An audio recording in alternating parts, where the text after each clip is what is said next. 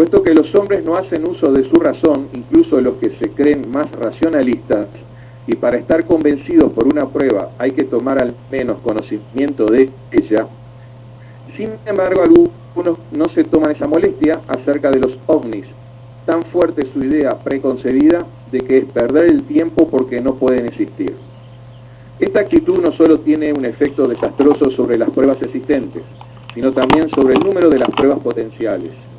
De esta manera, el mejor medio de no encontrar pruebas es no buscarlas.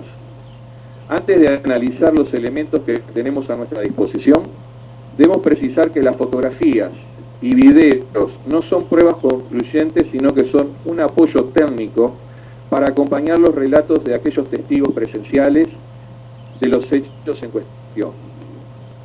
Otro punto que se debe precisar es que las observaciones de ovnis, por bien atestiguada y rica en efectos secundarios que esté, no puede constituir por sí misma una prueba.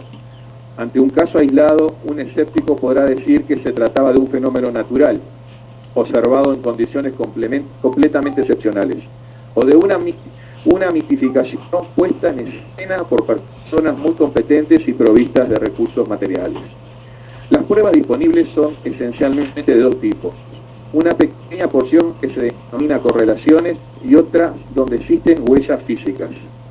Las correlaciones son aquellas pruebas que nacen con ayuda de dos o más elementos, que por sí solos no podrían considerarse absolutamente comprobatorios. Por ejemplo, la observación conjunta en el radar y a simple vista desde tierra o desde un avión. La reacción de los animales de todo género, perros que aúllan, ganado que se espanta, pájaros que dejan de cantar, etc., que llaman la atención del ser humano antes de que éste vea el ovni. Pero la prueba la proporciona sobre todo la confrontación de observaciones ocurrida en cualquier parte del mundo en condiciones que permiten excluir radicalmente que ha habido comunicación entre los testigos. El punto más importante es la correlación de las aberraciones, tanto de la forma como el comportamiento de los ovnis, al igual que los aspectos y actitudes de los tripulantes. No corresponde a lo que el inconsciente del ser humano podía prever. La forma de los ovnis, discos, esferas, formas de cigarros no son formas estandarizadas de vehículos aéreos en la Tierra. El ingenio más simétrico es el cohete, que es utilizado para viajes espaciales. La conclusión sería que las formas discoidales y esféricas han sido mostradas al hombre por el fenómeno ovni. Los prototipos discoidales descubiertos después de la Segunda Guerra Mundial y elaborados por los nazis.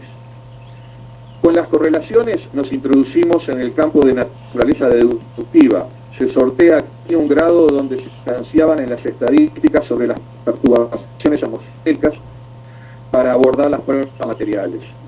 Tenemos, por ejemplo, huellas en el suelo, hierbas, cereales, plantaciones en general marcadas o hundidas, en donde aparecen inclinaciones de manera giratoria en el interior de un círculo, denominándose a esto nido de platillo. También encontramos en el suelo hundido, por efecto de un gran peso, agujeros localizados de bordes netos por efectos de haber extraído muestras del terreno. Quemaduras de la vegetación, con frecuencia en círculos, quemaduras de animales, quemaduras de hombres, al acercarse demasiado a un objeto volador verificado. Daños en el medio ambiente, como por ejemplo la radioactividad, bastante raro. Imantación de objetos ferrosos, desecación y endurecimiento de suelos en lugar de aterrizajes donde se han comprobado deshidratación por efecto de un calor muy alto. Marchitado de vegetación, fusión de minerales o metales, cristalización de materiales amorfos, plantas arrancadas de cuajo, daños vehículos terrestres, etc. Si es posible entonces, como hemos dicho a lo largo de tantos años, recolectar pruebas de la existencia de objetos voladores no identificados de características no convencionales, hay que reconocer también que no se ha sobrepasado el estadio de las hipótesis, por lo que atañe a su naturaleza resulta mucho más fácil que los objetos voladores no identificados de orden no convencional no existen que determinar lo que son. Podemos plantearnos entonces cuáles son los elementos que deben guiarnos en la reflexión de una hipótesis sobre los objetos voladores no identificados, como eventos ajenos a la realidad humana. Primero, el comportamiento inteligente que excluye un fenómeno natural desconocido. Segundo, excluye los fenómenos puramente psicológicos. Tercero, los humanos que tienden a indicar la presencia de pasajeros a bordo de los ovnis. Si los dos primeros elementos nos parecen innegables, para una parte de los fenómenos de tipo ovni, el tercero se apoya por el contrario, sobre pruebas casi exclusivamente testimoniales. El comportamiento inteligente se muestra en esencia por las reacciones de los ovnis en presencia del hombre. Basta con recordar los acompañamientos de vehículos como ser automóviles, aviones, barcos, etc. E incluso a personas a pie a lo largo de estos kilómetros, para alejarse de pronto y acercarse a una aglomeración de gente. Pero asimismo las persecuciones a pilotos militares y el alejamiento posterior del ovni a velocidades inalcanzables por el avión recuerdan, por ejemplo, el caso de 2 aviones de la Fuerza Aérea sobre la represa hidroeléctrica en Uruguay. Estos se encontraban realizando ejercicios de entrenamiento nocturno en un sector asignado para ello en el departamento de Durazno, en Uruguay. Eran aproximadamente 20:30 cuando los 4 pilotos de 2 aeronaves de combate Pucará advirtieron que sobre la represa hidroeléctrica del paraje denominado Rincón del Bonete tallaba una esfera luminosa realizando en vuelo muy bajo un padrón aéreo en forma de elipse sobre la represa. Aquí tenemos una pequeña representación. Para lo cual estaba prohibido el sobrevuelo de cualquier tipo de aeronave. Inmediatamente el comandante de la sección consulta el control de tránsito aéreo sobre la posibilidad de que existiera un tránsito en la zona, a lo cual se le responde en forma negativa. Sucedido esto, los pilotos deciden interceptar el objeto para poder identificarlo y una vez próximos al objeto, este último realiza una maniobra evasiva y de alejamiento a tal velocidad que las aeronaves no pueden alcanzarlo. Producido esto, los pilotos deciden retomar su entrenamiento y se alejan del lugar. Una vez alcanzada la zona de entrenamiento y sorprendidos por lo que acababan de ver, vuelven a avistar el objeto no identificado nuevamente sobre la represa, realizando el mismo tipo de vuelo antes mencionado. Y nuevamente vienen hacia el objeto tratando de acercarse por segunda vez para identificarlo, y nuevamente el ovni vuelve a alejarse hacia el oeste, al mismo lugar hacia donde se había dirigido antes, adquiriendo una velocidad tal que deja muy atrás a los aviones Pucará.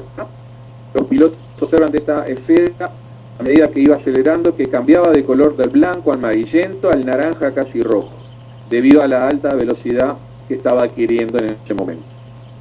Esta vez los pilotos deciden abandonar su entrenamiento y volver a la base aérea, y allí informan de lo acontecido y se enteran que en el horario en que el objeto volador no identificado se encontraba sobre la represa, se produjo un corte de energía eléctrica en la línea de alimentación a Montevideo, que provenía de esta represa por recalentamiento de uno de sus transformadores. Los comportamientos inteligentes manifestados en las reacciones que ejecutan los ovnis en presencia del hombre, los cuales vimos reflejados en esta historia anteriormente relatada, nos hace pensar que es innegable que ciertas manifestaciones observadas en el fenómeno ovni revisten un aspecto muy material que nos lleva a pensar que realmente hay una acción sobre la materia. Como hipótesis de trabajo, tomando que los ovnis pueden ser ingenios pilotados o controlados a distancia por seres inteligentes, no quiere decir que se excluyan radicalmente fenómenos naturales de nuestra atmósfera que pueden encontrarse aún desconocidos para el ser humano. Podemos citar a título breve algunas observaciones realizadas por científicos americanos y europeos en donde han comprobado que algunas fallas geológicas motivadas por el movimiento de placas tectónicas, en donde podemos encontrar suelos de cuarzo, dejan escapar a veces manifestaciones gaseosas que al contacto con el aire pueden adquirir cierto resplandor o brillo, dando lugar a la observación de esferas lumínicas, sobre todo en las erupciones volcánicas y otras manifestaciones naturales, escape de gases en lagos, en lagunas, etc.